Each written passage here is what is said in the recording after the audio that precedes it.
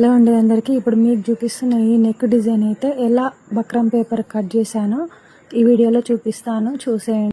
మనం blouse cutting అంతా చేసుకున్న తర్వాత బక్రం పేపర్ అనేది నెక్ విడ్త్ చూసుకొని తీసుకున్నాక మనకు నెక్ విడ్త్ ఎంత ఉందో అంత పెట్టేసుకొని ఖర్చుతో కాకుండా మనం ఏదైతే స్టిచ్చింగ్ వేస్తామో అదే మార్జింగ్ అనేది వేయాలి. ఒరిజినల్ మార్జింగ్ నేను 2 లైన్స్ వేసాను కదా, నేను లాస్ట్ లైన్కి డ్రాయింగ్ అనేది వేస్తున్నాను.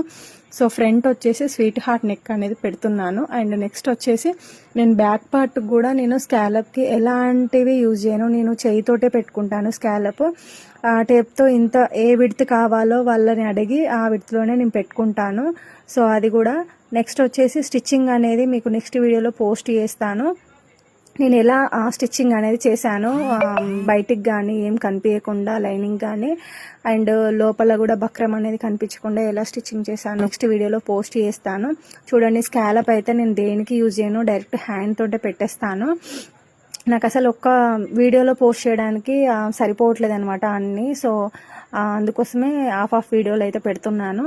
సో నెక్స్ట్ వీడియోలో పక్కా నేను బ్లౌజ్ది స్టిచ్చింగ్ అనేది వీడియో పోస్ట్ చేస్తాను. Thank you for watching.